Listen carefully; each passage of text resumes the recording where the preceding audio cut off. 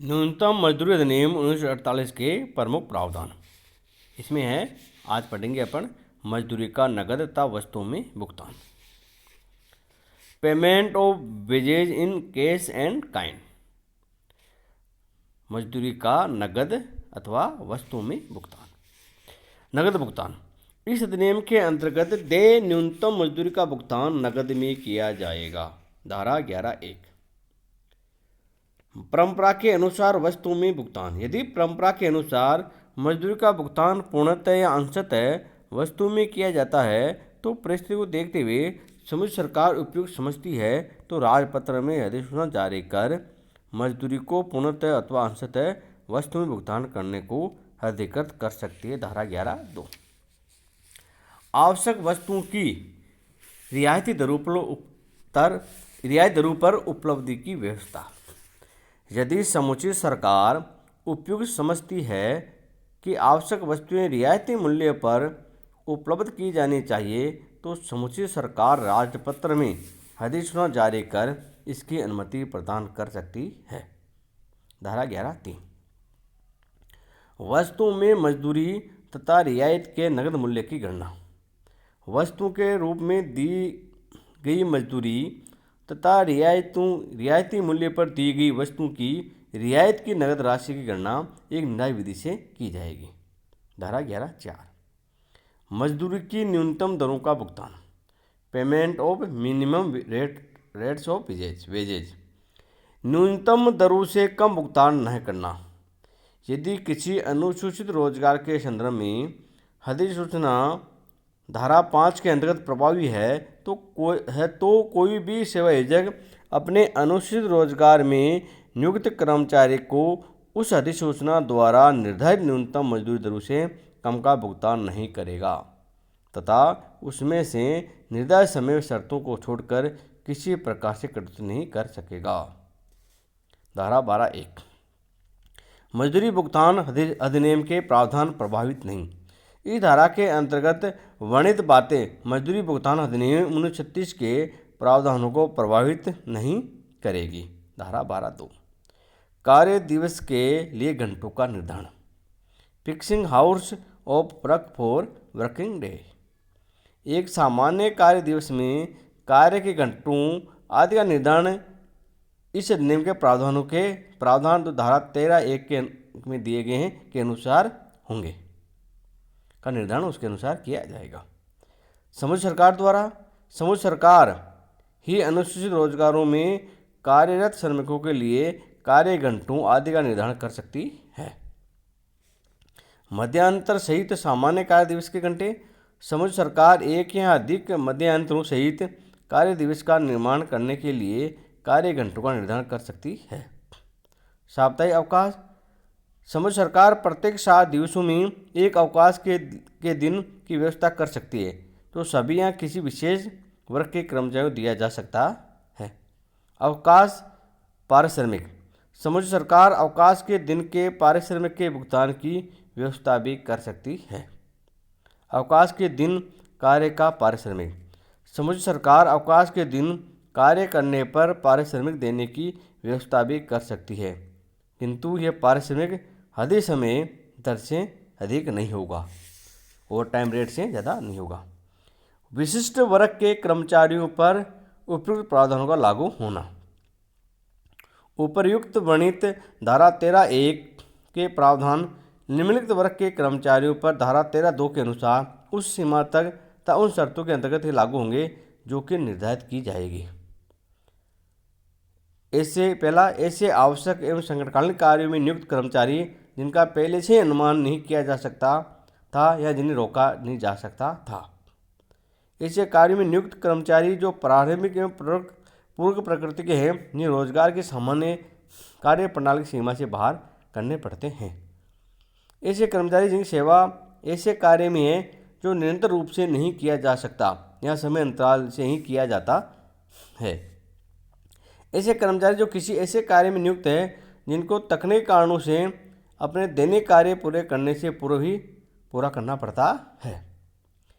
ऐसे कर्मचारी जिनका कार्य प्राकृतिक शक्तियों की अनियमित क्रियाओं पर निर्भर रहता है। धारा 13(2). इन पर इस पुस्तक पे ये पूर्व प्रावधान लागू नहीं होते।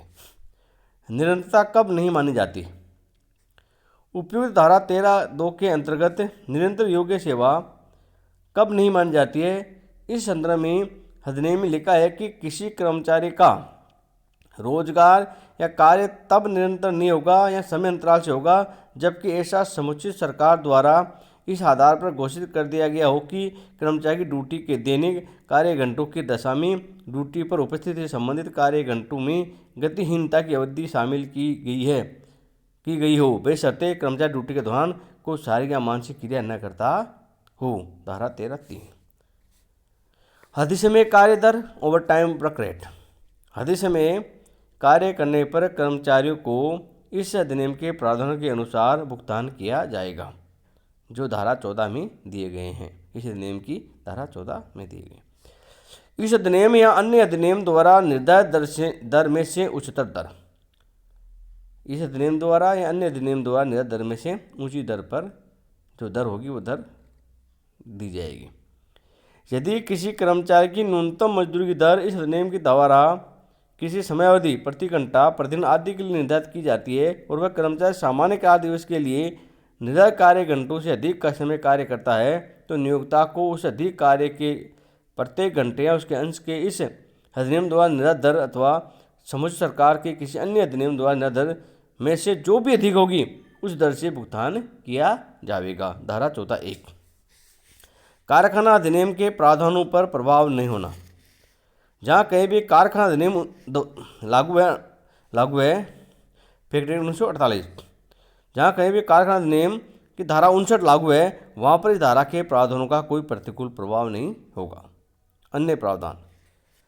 न्यूनतम मजदूरी के संबंध में कुछ अन्य प्रावधान है जो निम्न प्रकार है।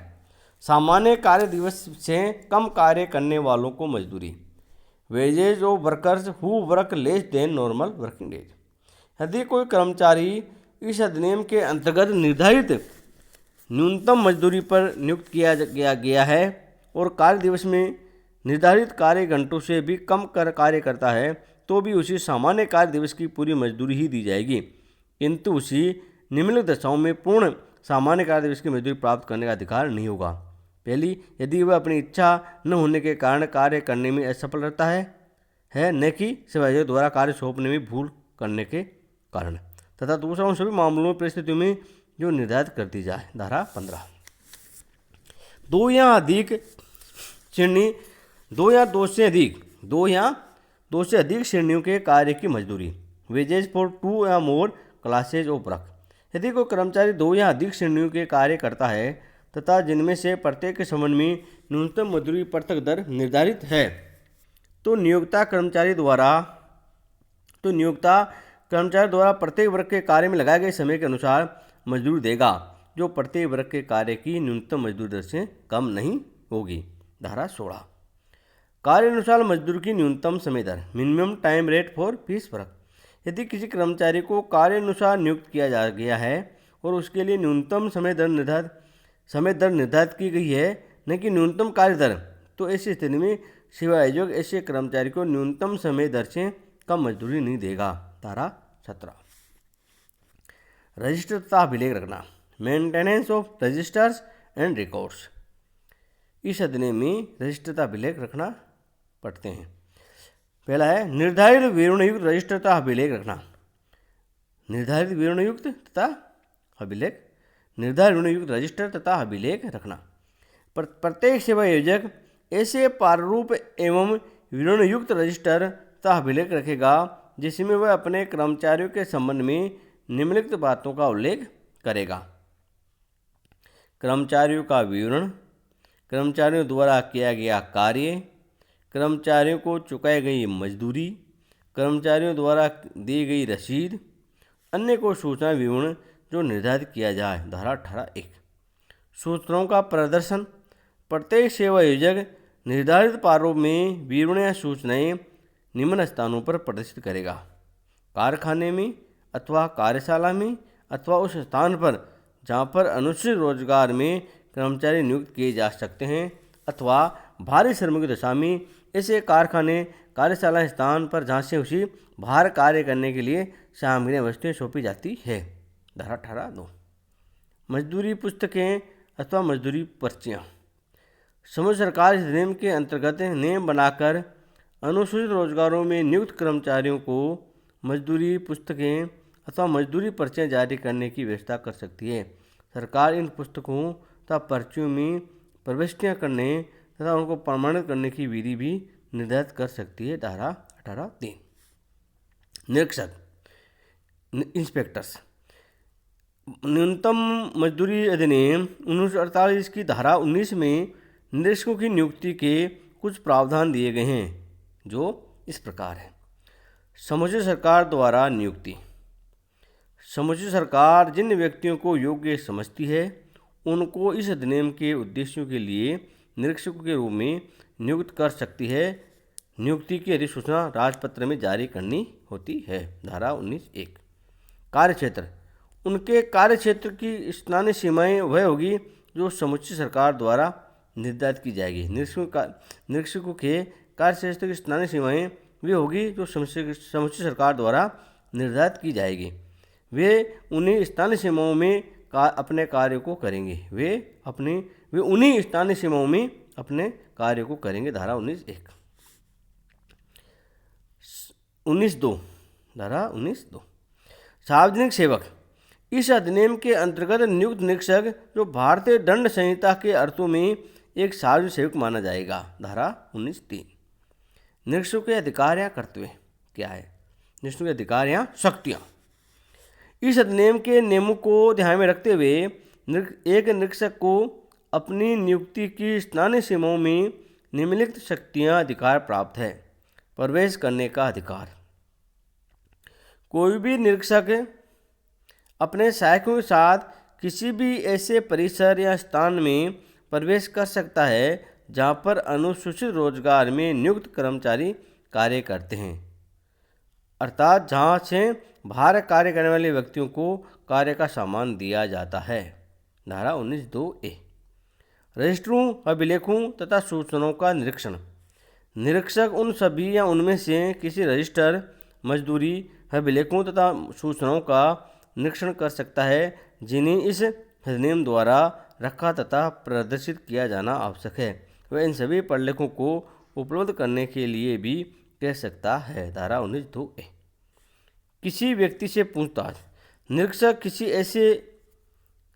किसी भी ऐसे व्यक्ति से पूछताछ कर सकता है जो किसी ऐसे परिसर या स्थान में पाया जाए तथा जिस कर्मचारी के संबंध में ऐसा विश्वास करने का उचित कारण है कि वह उसमें कर्मचारी रूप में नियुक्त है अथवा वह बाहर कार्य करने वाला कर्मचारी है। धारा 19(2)(b) बाहरी श्रमिकों से पूछताछ का अधिकार। ऐसे व्यक्ति जिन्हें बाहर कार्य करने के लिए दिया जाता है अथवा जो बाहर कार्य करते हैं से ऐसी सूचनाएं जो उसके अधिकार में है देने के लिए कह सकता है। ये सूचनाएं उन व्यक्तियों के नाम, पतों एवं भुगतान के संबंध में हो सकती है जिन्हें बाहर का कार्य करने के लिए लिया जाता है। तो जो बाहर का काम करते हैं उनका नाम, उनका पता, उनके भुगतान किस प्रकार किया जाता है, भुगतान के संबंध में निरीक्षक उनसे पूछताछ कर सकता है। धारा 19(c) रजिस्टरों, मजदूरी, अभिलेखों तथा नोटिसों को जब्त करना या प्रतिलिपि लेना। निरीक्षक किसी भी ऐसे रजिस्टर, मजदूरी, अभिलेख, नोटिस या उसमें उनके किसी भाग को जब्त कर सकता है या उनकी प्रतिलिपि ले सकता है जिन्हें वह इस अधिनियम के अंतर्गत किसी अपराध से संबंधित समझता है तथा उसी विश्वास हो कि सेवायोग द्वारा ऐसा अपराध किया गया है। धारा 19(2)(d) तो ऐसा उसको विश्वास हो कि सेवायोग द्वारा कोई अपराध किया गया है तो वह रजिस्टरों को, मजदूरी अभिलेखों को, नोटिसों को जब्त कर सकता है। इससे निरीक्षक को धारा 19(2)(d) में अधिकार दिया गया है। ये उल्लेखनीय है कि यदि कोई निरीक्षक किसी भी व्यक्ति से कोई प्रलेख या वस्तु या सूचना देने के लिए कहता है तो उस व्यक्ति भारतीय दंड संहिता के अंतर्गत वैसा ही करने के लिए वैधानिक रूप से उत्तरदायी माना जाएगा। धारा 19(4). इसलिए निरीक्षक जो भी निरीक्षक जिस व्यक्ति से पढ़ने की वस्तु में शोषण देने के लिए कहता है उस व्यक्ति को भारत दंड संहिता के अंतर्गत जो कार्रवाई होती है वो कार्रवाई की जाएगी अगर वो सूचनाएं अवेलेबल नहीं करवाता है। इसलिए निरीक्षक को ये अधिकार है कि भारत दंड संहिता के तरह उन कागजों को प्राप्त कर सके। धन्यवाद।